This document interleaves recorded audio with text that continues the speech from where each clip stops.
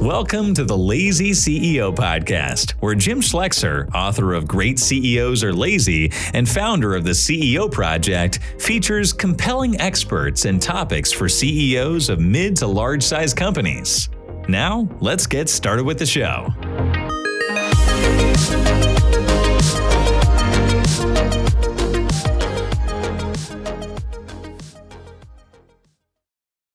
Welcome, everybody, to another Lazy CEO Podcast. I am Jim Schlexer, your host of the Lazy CEO Podcast. Well, today, you just get me. So we don't have anybody to bounce ideas off of, but it'll be me. We do have a couple people listening in the audience, so we may have some questions towards the end.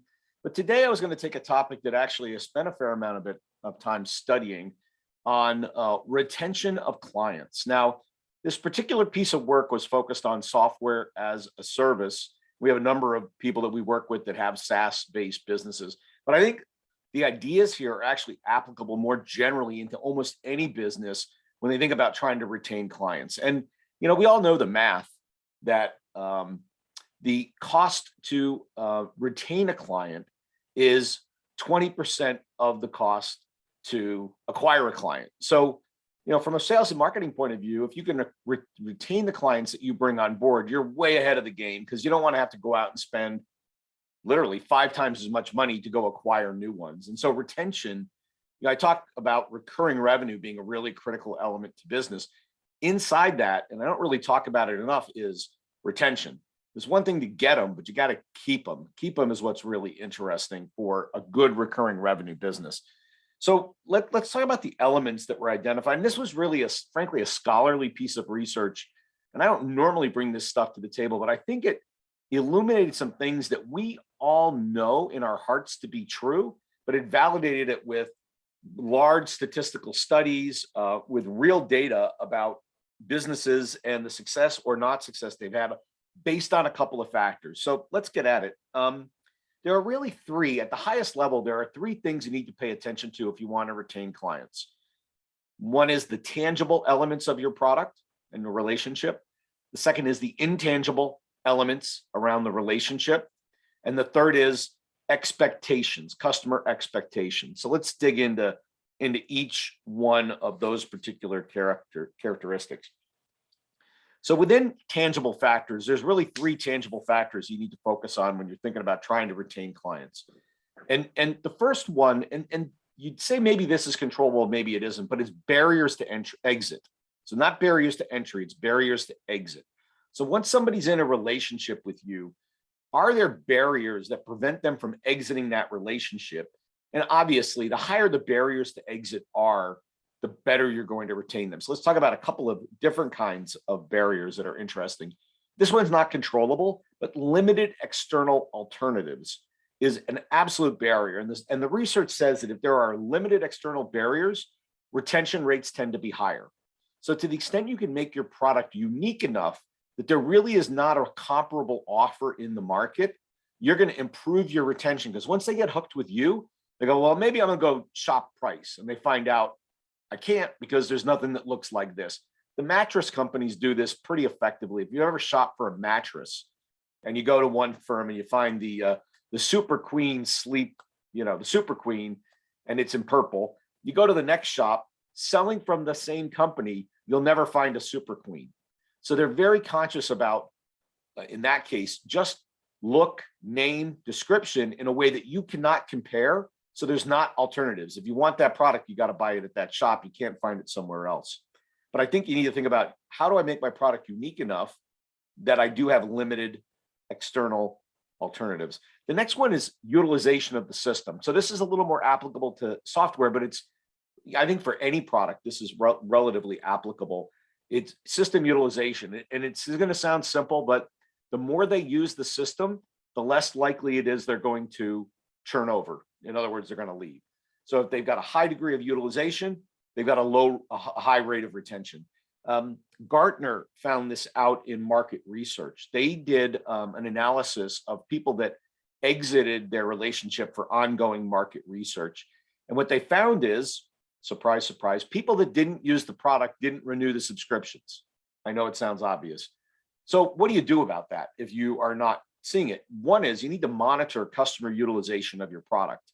And then the second is that they're not using it. You need to engage to try to increase utilization through training, education, whatever it takes to increase utilization. But you need to find out why they're not using it, because that is a future customer that's going to leave you if you don't do anything about it. What Gartner did is they intervened about 6 months before the renewal date, and they began training people on utilization, driving them to get value out of the subscription. And what they found is if they could get them to use the product, they jacked up their retention rates. So utilization, super important. And then the third is investment in the system. So the more you invest and they invest in the system, the more wedded they become to it. So investment can be, in the case of software, they've linked it up to all their other systems. They spent the time, effort, and money to link all the APIs and pull the database information and so forth. Or, pick on maybe a food product. They've branded all the products their way. They've taken up shelf space. They've done their planogram. They've spent time and money to use your product. It makes it harder for them to extract it later because those are all sunk costs that they're going to lose going forward. So investment in your system and investment in the relationship increases the rate at which they retain. So those are all, barrier to exit kind of items. The next one is a competitive offer. And this is kind of obvious, I think, but you need to have a competitive offer, and that means it needs to be more or less on par or superior to the alternatives available in the market, at the price. I mean, obviously, if they spend 3 times more money, they can get something better, but more or less at the price. And I think from our point of view as leaders, what you need to do is think about constantly scanning the competitive offers. What are their features? What is their functionality? What are the price points? And how do I compare in that? So this is exactly what your competitors are doing. They're looking at the option. Sorry, your customers are doing. They're looking at the options. They're comparing it to yours. And they're saying, how does this all stack up? Is this a competitive offer or not? So the idea here is you need to get ahead of your customers, basically sit in their seat and do what they're going to do anyway to prevent them from exiting the relationship. Funny enough, and we've got some people on the call and some people we work with that are in software, product security. In other words, the quality of your security features is actually a very, very high degree of retention item. Or maybe the other way to say it is if you have not really thought about security well, you're going to churn clients because they're going to have worries about the security of the system going forward, the availability of the data. Can people hack me? And, I can, probably 5 years ago, I couldn't tell you somebody who had been hacked in a malicious way. And now I could name about 5 clients that have had it happen in the last 2 or 3 years. So the rate of this is going up. Security, the premium on security is going up and up and up. So let's go to the second item within tangible, or the third item within tangible, which is exchange value. As I was looking at this finding, it really goes back to, our friend Ian Altman that comes and talks with us once in a while. And he has this idea of same side selling. The idea is you need to sit on the same side as your customer and don't sell them anything that isn't a great fit and totally solves an important problem for them, basically. And that's really what exchange value talks to. Customers are going to do that quantitative analysis of am I getting value for the money I'm spending with you? So this is not looking external, which is competitive offer. This is looking internal. I spend X dollars in time with you. I get X value out of it. And they weigh those two things. And if the value isn't high enough, they are likely going to churn. If the value is higher than the price, then they're going to stay. And so the idea here is, as leaders, we need to get on the customer side of the table and say, not just did I sell a product, but did I solve your problem in a holistic way that makes it a really good value for you? In other words, you're actually doing the math for them to ensure that the value is there in the relationship on an ongoing way. The thought here is, and Ian talks about this, the sale isn't done when we make the sale. The sale is done when the customer gets the value that we want to deliver from the sale. And when they're getting the value, then when the sale is complete. And so that really talks to exchange value. Instead of having ownership of a sale as a company, culturally, you have ownership over exchange value, that math that they're going to do to make sure that they're getting more than they're spending. And if that's true, you're going to jack up your retention rates. So that's the stuff we normally talk about and think about, but it turns out that there are two other big factors that are important. One is intangible factors. And this is all, and as an engineer, I go, hey, soft and squishy stuff, not my thing, but super important as it turns out. The first one there is emotional factors, and literally how people perceive and feel about the relationship is really important to an ongoing relationship. Basically, they've invited you onto their team, into their tent, and they've got to decide, like, are these the kind of people that I want to continue working with? And that perception of the kind of organization you are and the kind of organization they are, and the match of those two things is really what emotional factors lie down to. This shows up in a couple of ways. What is the level of rapport between our companies? Is it a positive relationship, or are we constantly banging heads and fighting with each other and arguing over pennies? And then are we cooperative? Are we collaborative in terms of solving problems? Because problems are going to happen. So, organizations look at those very soft factors and they think about a supplier. You probably all, when you think about your suppliers, I got this really awesome supplier, good product, good value for money, and I hate dealing with them. They're just a pain in the butt, man. Like, they're hard to work with. We get high energy all the time we engage with them.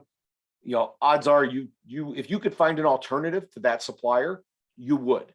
Well, that's exactly the same for your clients. So the other things that you can do here to sort of represent emotional factors is openness, competency. Those things build. The really critical thing on emotional factors is trust.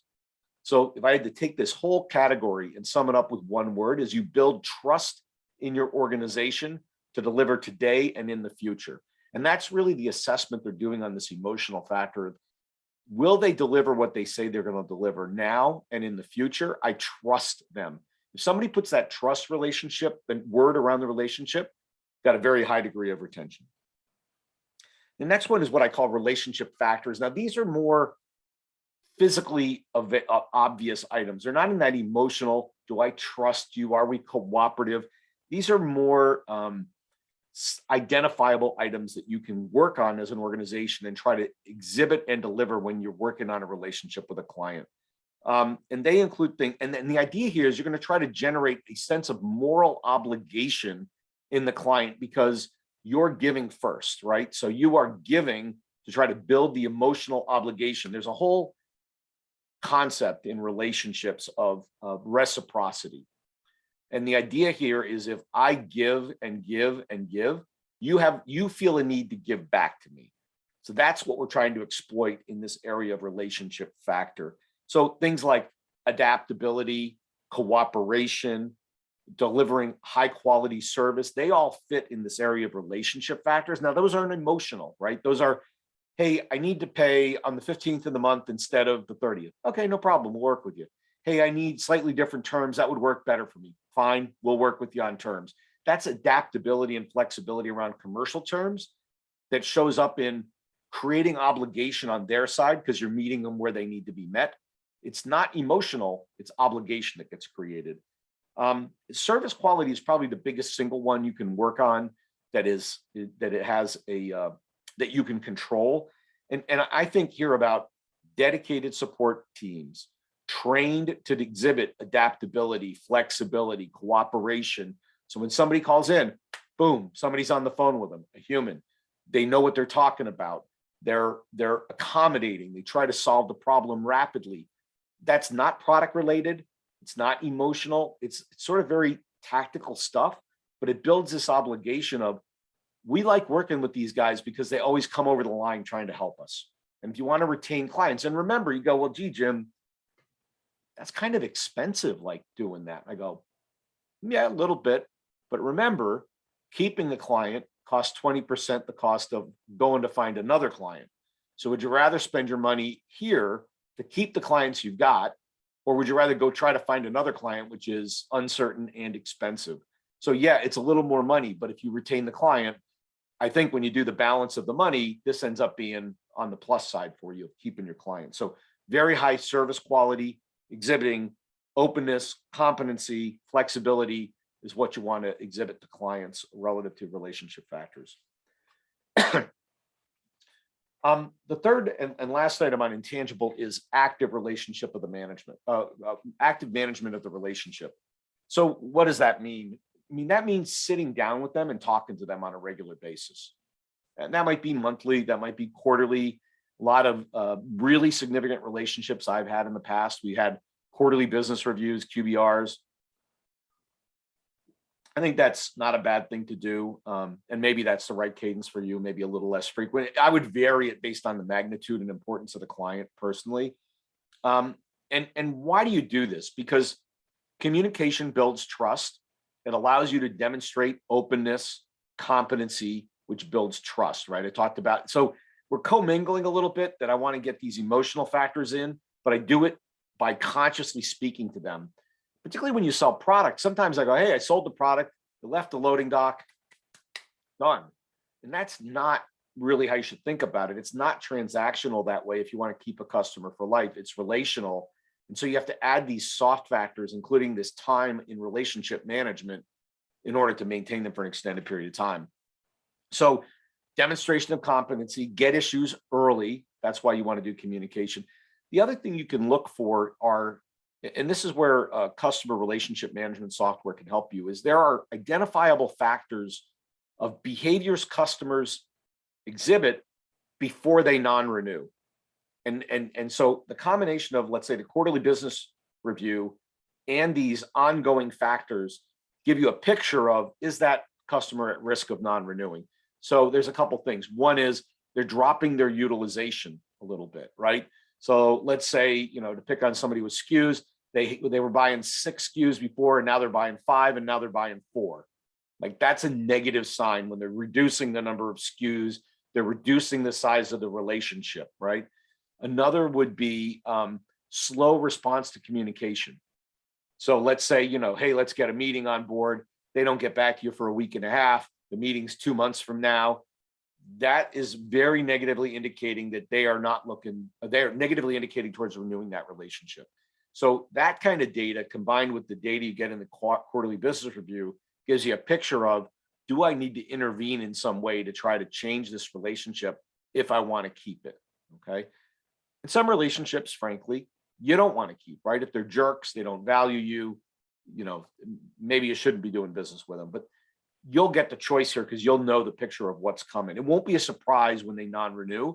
You'll have either made a decision to let them non-renew, or you've given it the college try and you go, well, I did everything I know how to do and they still didn't renew. Then that's the way it goes. So active customer relationship management to demonstrate trust and demonstrate those other factors, super important. The other one here that's interesting, the finding that showed up, is that what part of why customers stay or don't stay is a perceived risk in the relationship. And I talked about how trust makes them feel like, hey, you'll deliver now and in the future. Trust is the key item for mitigating risk. The more they trust you, the less risky they feel the relationship is, and therefore the longer the probability of keeping that relationship. So, you think it's not a big deal building trust, but it really is, because it mitigates their number one issue, which is risk of, like, is this a risky supplier? Should we be considering alternatives? No, we trust them. They're good. They're responsive. They got high service quality, all the factors I talked about.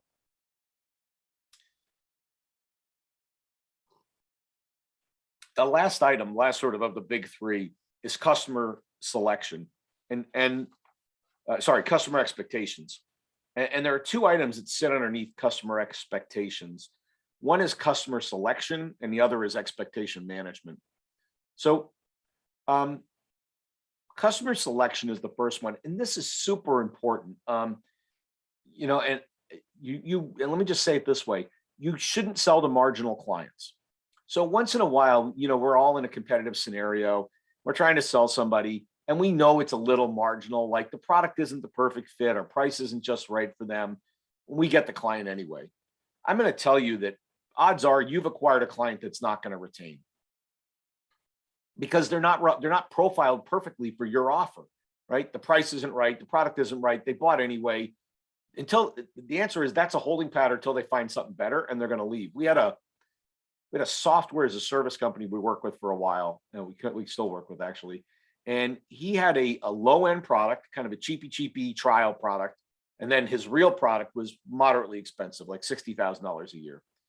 And when they couldn't get somebody to buy the big product, they sold them the cheapy product so they could get a sale of something. Well, when we did an analysis of the churn rate, the retention rate of the people that bought the bigger system, the retention rate was like 85-90% on those clients. Not perfect, but very high. The retention rate of the people that bought the inexpensive system was like 25%. Why? Because they shoehorned them into buying something cheap that they really should have never bought. And so what they did, funny enough, they terminated and completely defocused on that small product. And they go, look, if they can't get them to buy the big product, they shouldn't be a client, because all they're going to do is they're going to churn in a year, and that's just a waste of calories. So we're not going to do it. So finding those perfect clients is incredibly important if you want to drive retention. I'll give you an example. Customers that have a really high cost focus, like they are all about cost, and you sell them generically, customers that are high cost focused churn at a higher frequency than customers that are not cost focused. So you got somebody that's counting pennies all the time. Even if you get the sale and even if you have the right price, the probability of retaining that client versus a client that's not quite as cost focused is you're not going to retain them as well as you will somebody who's less cost focused. So cost focus is important. So if I had a choice between somebody who was sort of, hey, I just need the product, I just want it to be right, price isn't the number one item for me, that's a better customer than somebody that worked you over for every nickel. Okay. The other interesting thing is the culture around loyalty. And this is a little hard to measure, but and this was a bit of a unique finding for me. When you're dealing with a client, ask yourself, are they loyal to people, to their relationships, to their suppliers, to anybody? High loyalty, culturally high loyalty companies tend to retain. Well, that's obvious, but I think what's unique here is you can go, as I'm in the sales process, let me think about the loyalty, the cultural norm of loyalty in the client. And if they're a really loyal like a puppy dog kind of client, those are the ones I want. The hard edged, if you're a nickel better, cheaper, better, I'm always seeking better. I got no loyalty whatsoever. They're going to churn. Culturally, they're going to churn. So, you're really good clients, the ones you've had forever, I guarantee you they've got a culture of loyalty in their organization like you probably do. And then just the last one on customer selection is, and again, this is thinking about, should I bother selling this customer or not? Customers that have a high degree of market pressure, when they're in a really intense market, like fighting it out like dogs with their competitors, and you're a supplier to them, people with high market pressures tend to churn at a much higher rate. So if you are selling to somebody who's selling into a very highly competitive market, you're going to experience churn. If you're selling into somebody who is selling into a relatively less competitive market, like it's growing like a weed, they're just trying to keep up with it, it's a luxury good, you're going to generally have lower churn with those kinds of clients. So market pressure of your client is something to be thinking about as you're going into the sale. So if I rolled into somebody, I go, they're cost focused, their culture is low loyalty, and they're in an intensely competitive market. Man, I'll be lucky to hang on to that client, because the minute they find something better, I'm gone, right? I'm gone. So it's an interesting question of, should we pursue or not, particularly when a pursuit for you is not cheap. Salespeople, quote, presentations, travel, maybe some engineering. It takes time, product development, time, effort, and money. You shouldn't just do that willy-nilly. You want to make those shots where they're going to pay off. And these are some questions you can ask yourself of, should we even waste our time pursuing this one, or should we pass on it, give it to our competitors? We'll go after the better clients. And then just the final one on customer expectations is, when a customer enters a relationship, they have an expectation of how you and the product is going to perform. It may be right, it may be wrong. Like, you don't know. Like, you don't know what their history is. They may have a very, very high expectation of performance because they dealt in premium products before at 3 times your price, and they're taking that mental model into this relationship. And so they've got incredibly high expectations. So one of the things to do early in the process is set expectations for performance like day one, maybe even in the bid process. Let's get clear about what the product does and what it doesn't. Let's talk about our restock cycles and how quickly we'll do that, how quickly we won't. Let's talk about product availability. We're at 99.5. It won't be better than that. It's not 100, and so forth. And in some cases, you may want to embody that in a service level agreement, right? I mean, certainly it should be in a proposal. Here's how we're going to perform for you, right? That should be in the proposal. But setting those expectations early prevents the disappointments in the future. And I'd actually argue, to the extent you can get away with it, set those expectations just a notch below where you know you can perform. So if you know you can perform to 99%, set the expectation at 85 and then just constantly be overperforming. Don't snuggle it up against your actual performance, or you'll be constantly fighting, the variation that occurs in your process of above, below. And now you're explaining yourself instead of being a hero all the time. So set those expectations on a regular basis. And just rolling back to trust, really one of the big things you can do to establish trust is always meet your commitments. So if you tell them it's going to look this way, and it always looks that way, exactly, you've met expectations and you build trust through that. When you say it's going to be there on Tuesday and it's always there on Tuesday or maybe even Monday, that's how you build trust. So expectations and meeting them is super important in that trust building experience. So that's kind of the wrap up. We had just somebody who was listening who's bugging out, who's running a SaaS company. And I think a lot of it, as I said, it's common sense, but I'm trying to elevate these ideas because these are the central ones that can actually drive retention. And I think even if you're not building a SaaS company, which is what this research was on, a lot of these ideas are relevant to how you retain clients. So I hope a couple of those ideas hit.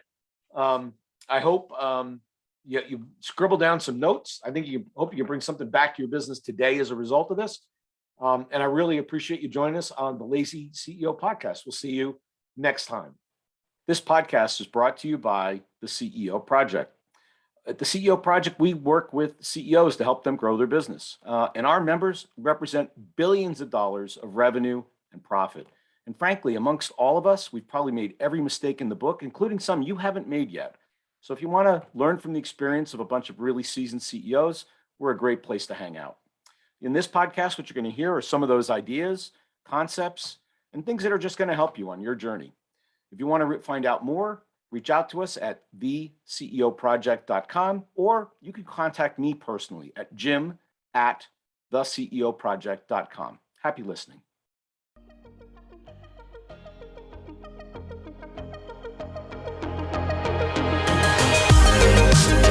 Thanks for listening to the Lazy CEO podcast. We'll see you next time, and be sure to click subscribe to get future episodes, and check out our website, www.theceoproject.com.